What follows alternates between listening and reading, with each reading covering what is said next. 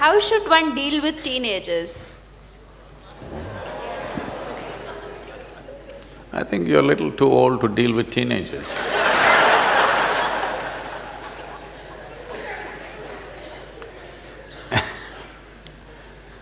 See,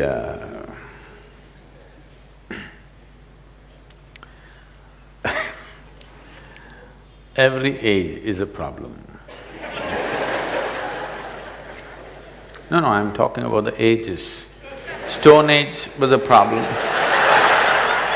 Iron Age was a problem, Bronze Age is a problem, Computer Age, serious problem. Isn't it so? Middle Ages were serious problems. Modern age is immense problem. Teenage, another problem.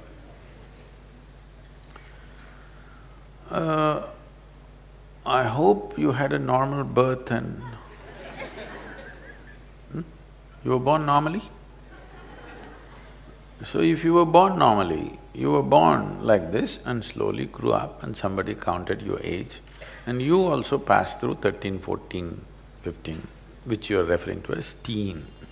This is just a certain developmental stage, like an infancy, like childhood, like adolescence, adulthood, old age, middle age, whatever. These are all different. We're trying to segment it, but essentially this is a physical journey of a body. Tell me one phase of your life which is not really a problem. Some are suffering infancy problems, some are suffering toddler problems, some are suffering childhood problems, some are suffering teenage problems, some are going through middle age problems, some are going through old age problems, some have transcended all problems. Yes? If you look at it in this context, every phase of life is a problem, then death is the only solution. If you look at every aspect of life as a problem, what is the solution? Death is the only solution. Now, the moment you identify every phase of life as a problem, unconsciously you start seeking death. Please know this, for yourself and those around you. You do not know this, but you're creating an ecosystem in your mind where the solution is to be free from all this. You came here to experience life. Instead of calling these different facets of life, you're calling it different problems that you have. If you die, you will have funeral problems. Because it's not easy to have a funeral in Mumbai city. No more dignified funeral, isn't it? Yes? There is no four people carrying you, your whole family and friends walking behind you with a drum. No more like that, boom, pee, pee, pee, stuck in the traffic. Even dead, you're stuck in the traffic.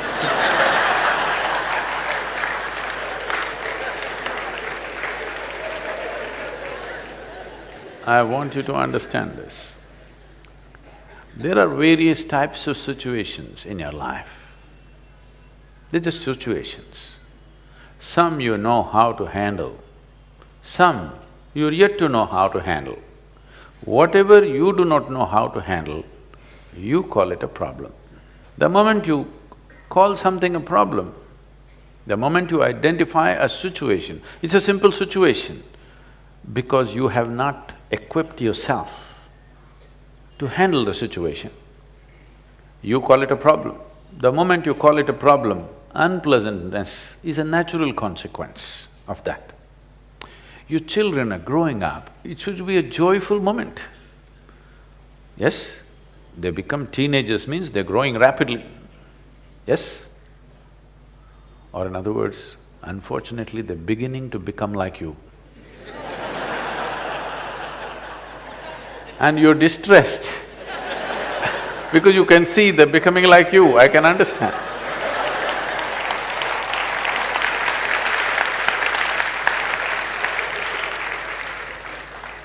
No, Sadhguru, that is not the problem. They're beginning to become something different. They don't even look like my children anymore. We have eulogized, we have unfortunately eulogized helpless states of life.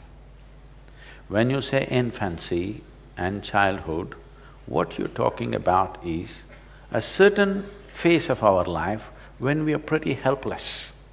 Without outside help, we cannot survive or be anything. So we have eulogized this. Even so-called spiritual teachers are going about saying, I am a child. I don't want to meet an adult who is a child. It's another way of saying, I'm retarded.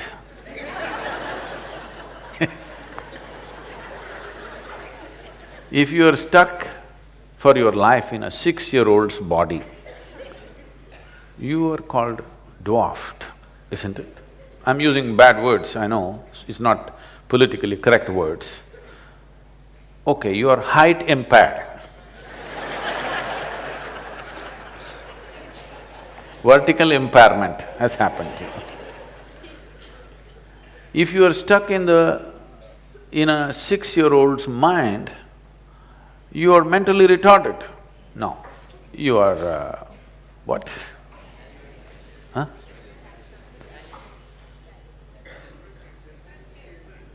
Differently abled you become. These are pretty words, all right, we don't want to insult people who are in such situations, we appreciate that. But if you are eulogizing that state of a helpless phase in our lives, which is childhood, where without somebody else's support we cannot exist. If you eulogize that, you will remain that way forever, and that's what has happened. I cannot live without you. Do not understand this as some kind of a love affair. It is just like saying, I cannot walk without a crutch. I'm fine the way I am, but still, I'm willing to include you and involve my life with you. This is of great value. I cannot live without you is not of any great value.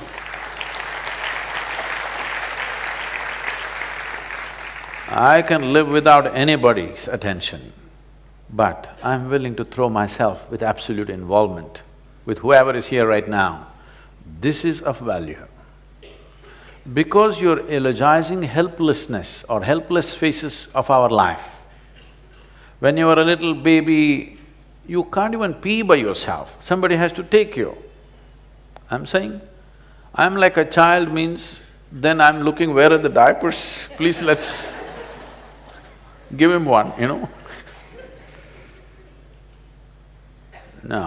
Now what's happening with the so-called teenagers, you got used to your child as a helpless creature. Now he is finding his own feet, you don't like it. You want to condense him into boo, boo, boo, my boo, boo. What you need is a toy or a doll to play with, or maybe a dog. A couple was struggling, not able to make a decision whether to have children or not. The debate between the husband and wife was, the husband wants to have children, the wife says, it's not necessary, we can get a dog instead. Because they couldn't settle it, they went to a marriage counselor. So they said, we are not able to make up our mind whether to have children or to get a dog. What should we do?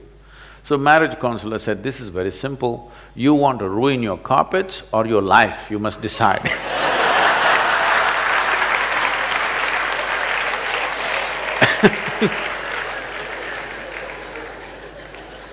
So, you must understand this. If your life is a concrete block, when I say a concrete block, it has clear defined boundaries. This is what I am, like just now Anupama was saying.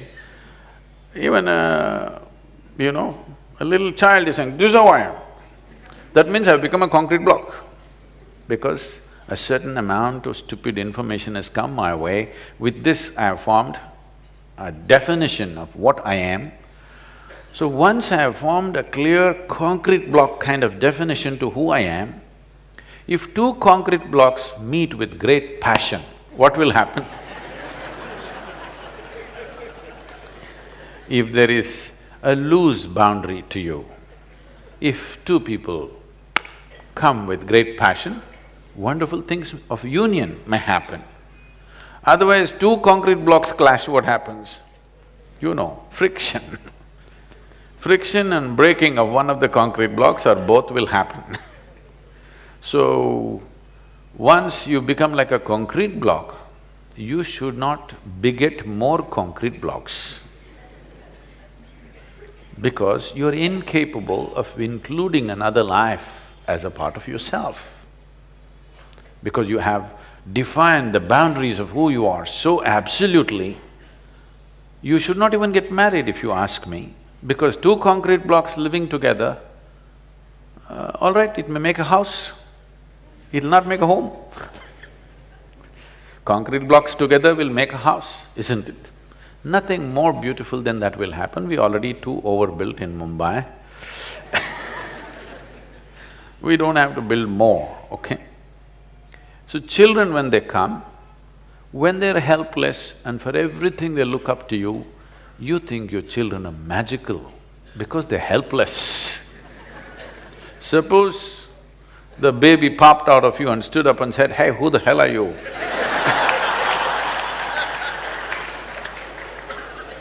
You won't like this baby. But he takes 14, 15 years to ask that question.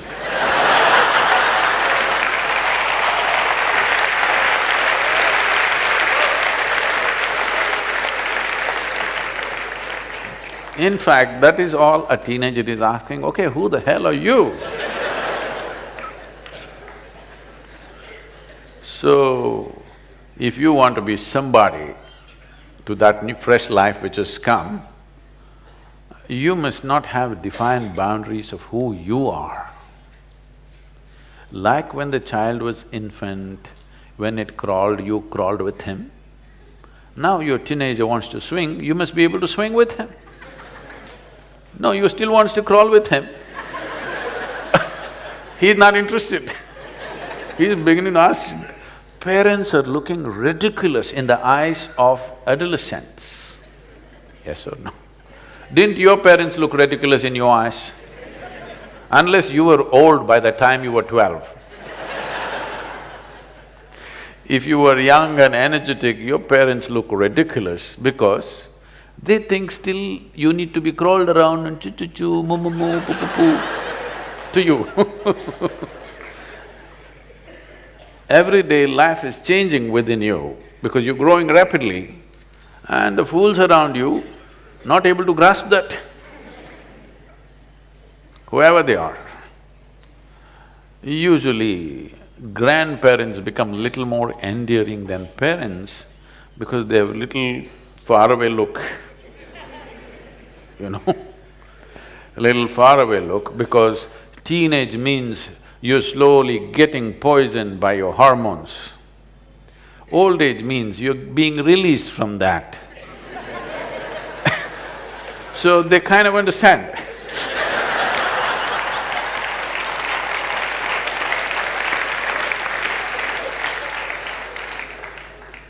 So those of you who are in middle age have no clue where the hell you are. Even historically, the Middle Ages represent a confused state of mind. So don't deal with your teenagers.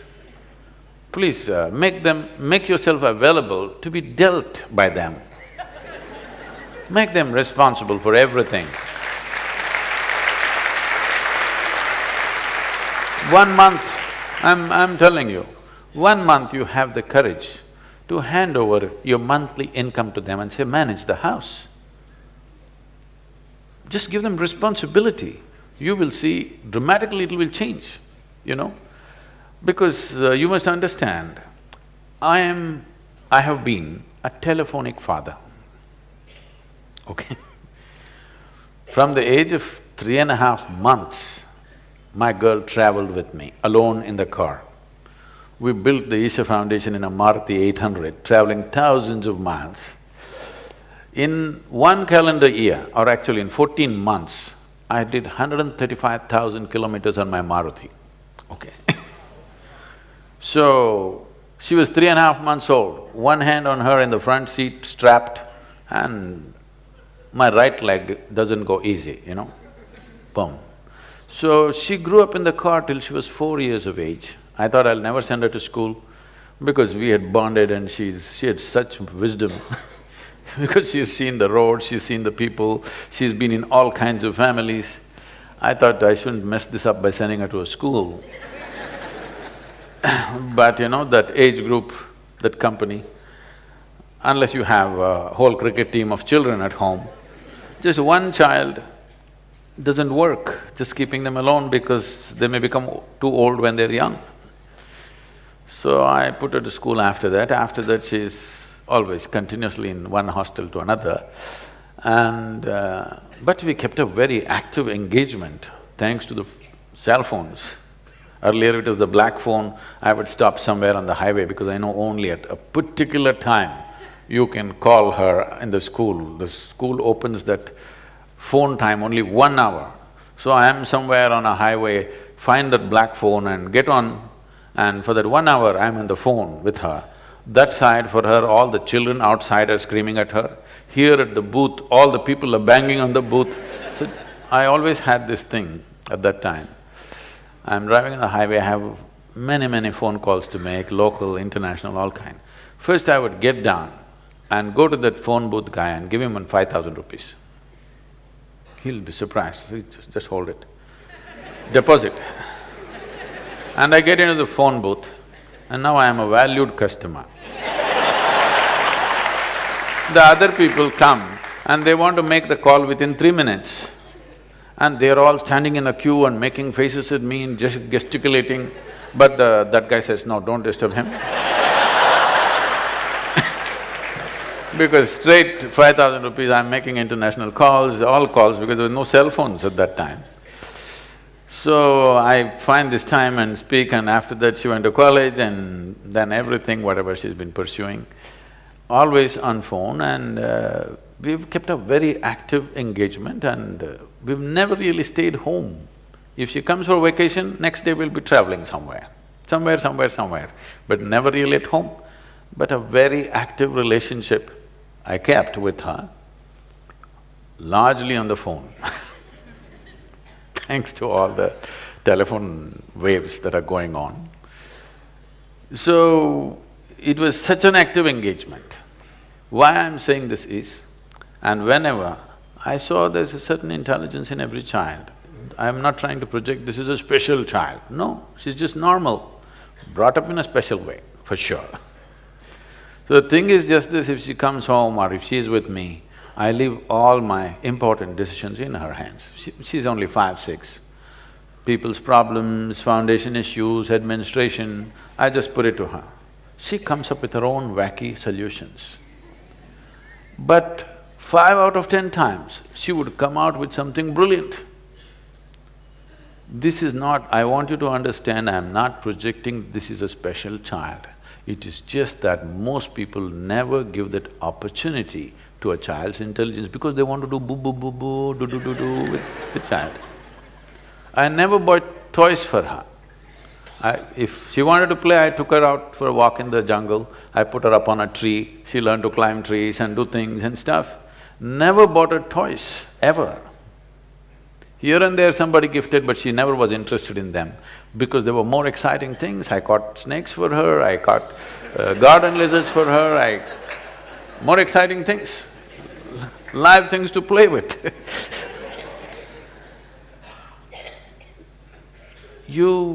If you want to really do something with your children, you must allow them to expand because that's all they're trying to do. Their body is not the only thing that's growing. The potential of being human being is growing, you must allow them to expand. Instead of that, you're seeing how to constrict them, then you will have a huge problem. Whether if you have boys, you will have one kind of problem. If you have girls, you will have another kind of problem. If you try to restrict, you think restriction is a good way of controlling life. No.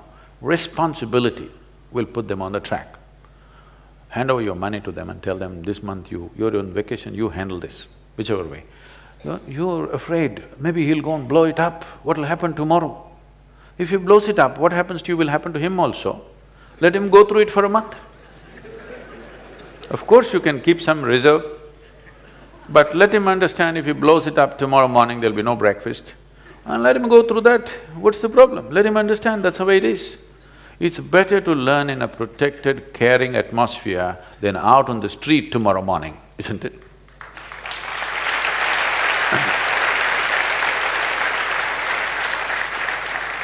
And above all, drop this damn thing that your child belongs to you. If you think this child belongs to you, when he's just coming into teens, he's telling you, God damn it, I don't belong to you. That's all he's trying to tell you, which you're not able to digest. Another life does not belong to you. If another life has chosen to be with you, please cherish that. It's a tremendous thing. Whether it's your husband or your wife or your children, they don't belong to you. You don't own them in any sense. If you don't get it, you will understand when you die or they die. They don't belong to you. Another life has chosen to come through you or be with you. Cherish that, value that. Don't think you're the owner of this life. You're not. So if you believe that you're the owner of your life, a teenager is beginning to make his own statements, well, you don't goddamn own me. He's just telling you that, that's all, in his own language. Yes or no? They're just telling you, you don't own me. But do they as another human being, you think they don't want to be included? They definitely want to be included. So, teenage means there are many things, because one thing is, your intelligence is being hijacked by your hormones. So certain things are happening. Suddenly the world doesn't look the same. Some scrawny little girl in your neighborhood who you had nothing to do with, suddenly there are little bumps on her body and your chemistry is poisoned. You look at her, suddenly it's a new world. The whole world is looking different. What was just people are suddenly becoming male and female. It's not a small change, you know. What were just people are suddenly becoming something else and something else. Suddenly you're interested in only half the humanity. It's a huge change. You will see boys don't even look at their mothers directly because they still can't take their eyes off the body parts. You must understand this, that it is new and he's like trying to come to terms with it. If you were a good friend, if they had problems, if they had struggles, they would talk to you. Because most parents are lousy friends, they make other friends and those friends give their own wacky advice because they're also in the same state. It is best if your child has a problem, they come to you, isn't it? Yes? But they will not come to you if you are a boss. They will not come to you if you have ownership over that life. They will not come to you if you are that horrible father or mother. They will come to you if you are a good friend. Because when they have problems, it is natural for them to seek a friend. So make sure from an early age that you are their best friend. Till they reach 18, 20, you are their best friend. Make it that way. And this you have to earn, this will not drop because you delivered them. Because you delivered them, you get the title of mother and father. You will not get the title of a friend. This has to be earned and everyday responsible behavior from you.